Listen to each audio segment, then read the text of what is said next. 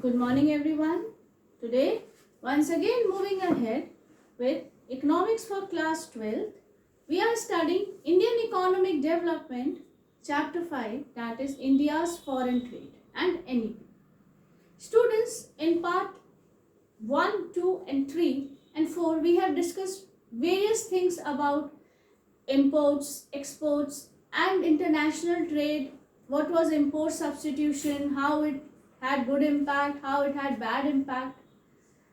Before moving ahead, it is necessary to make you understand few essential concepts that frequently now and then they are asked in your exams. Moving ahead with this chapter, we will study few concepts in detail that are very much essential to understand this chapter. First is your structural transformation.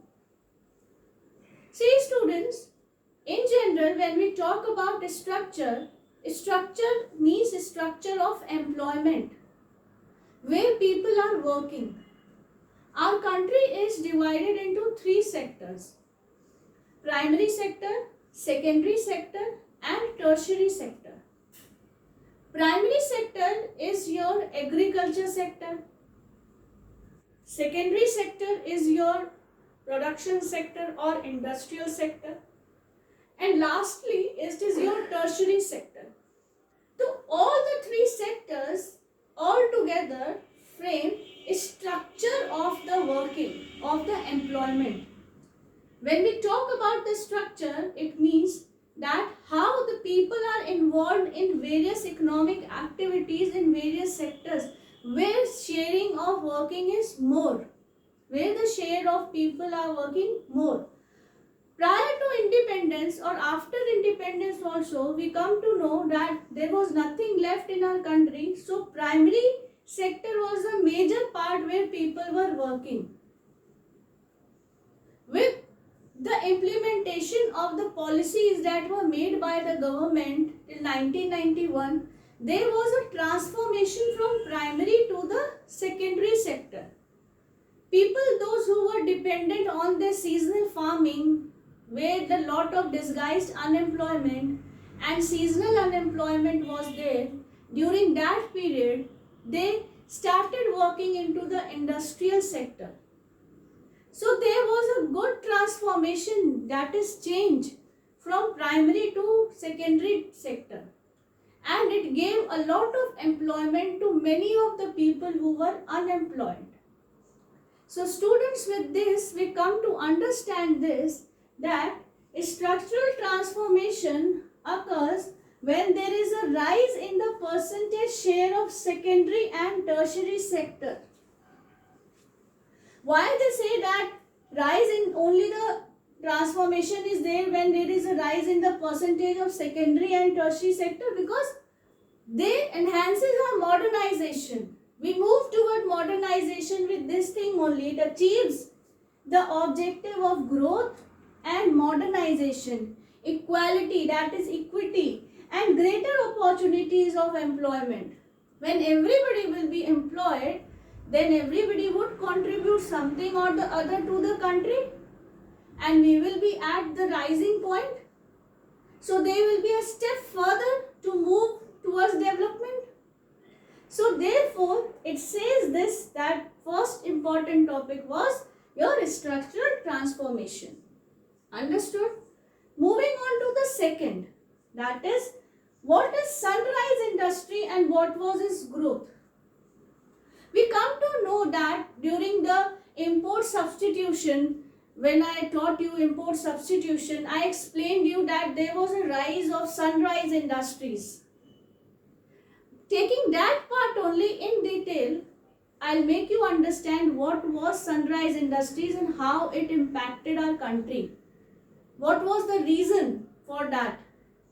So students, sunrise industry is the era of electronic goods industry in the global market.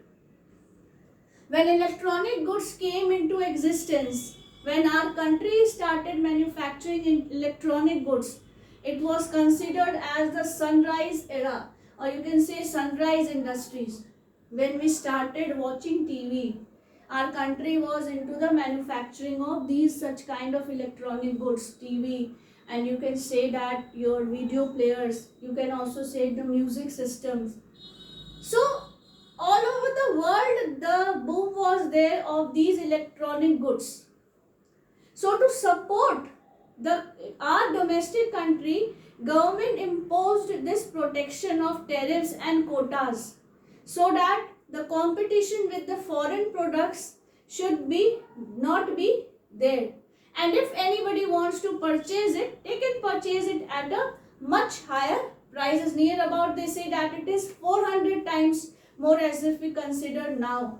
So they say that without protection it would have failed.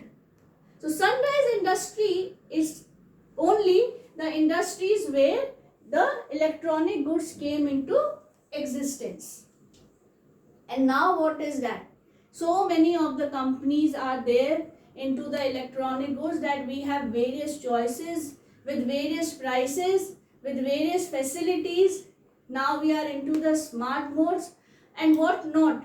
What you think and you get it in your hands. So now the scenario has been changed, and how we are able to do, we are blessed that at that time our government took the decision to protect our domestic industries, and we got an opportunity to buy our products and to manufacture our Indian products.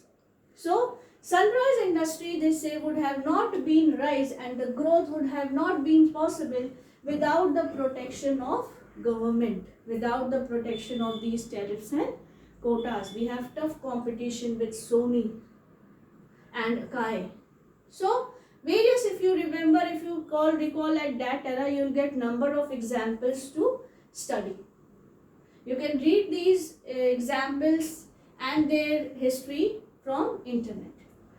Next is your use of latent resources. Latent, actually what does latent means? Latent means hidden, which over a period of time that hadn't been used remain unused, remain untouched, and they lapse or their efficiency becomes zero. So use of latent resources was an opportunity at the time when the government imposed import substitution with the protection. How was it being done? That latent resources refer to potential resources. Rather than, it was all in concept with the small scale industries. Rather than searching for better, you can say that rather than searching for anything expensive, when we have the potential resources to our country, why not use that? Why not take the contribution for the small scale industries? Sometimes Indian investors, those who have little money, they are not able to invest in the large business, they cannot survive. And sooner or later, whole of their establishment gets zero. So this is for them. They say that these are the resources which remain hidden and therefore remain unused. And the policy of protection help small savers, those who had little investment and little saving, an opportunity to use their latent resources. They can utilize their resources in such a way that they can start working on their own. They can establish their little small business, and it was all being with the help of with the help of government in the protection of policy of protection that they were able to sustain. They didn't have such competition, high competition with any other markets. They were free to establish their own small organizations, small units, and work on it. And self opportunities and self investment, self employment was generated. Other than that, what is indiscriminate spread of public sector enterprise? Indiscriminate spread of public sector enterprise is a bad impact, I would say, that we have studied, and it is the bad impact. Bad impact of your inward substitution. Bad impact, why? Because for everything, this public sector was into it. They were into the bread, manufacturing of bread also. They were into the manufacturing of shoes also. So there was no scope for any other to get into it and work. So they say that indiscriminate and irrational use of public resources was there. It was there, and everyone is not fair. Many of the people used to use it in a very different way. And swallowing up the opportunities of investment for the private entrepreneurs also. Understood? Now one more important concept here is comparative cost advantage. Student, what is comparative cost advantage? When we talk about manufacturing, when we talk about trading, which products do we like to trade? Do we like to trade expensive products? Students, comparative cost advantage says that country specializes in the production of that commodity for which its cost of production is less, where we find our maximum profit.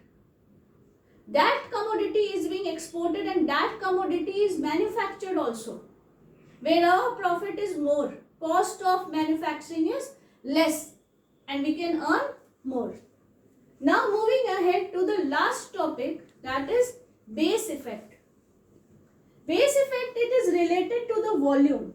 We have discussed about volume of the trade, direction of the trade, composition of the trade. This base effect concept is related with the volume of the trade. When anything being exported, it is considered, we compare it with the base year.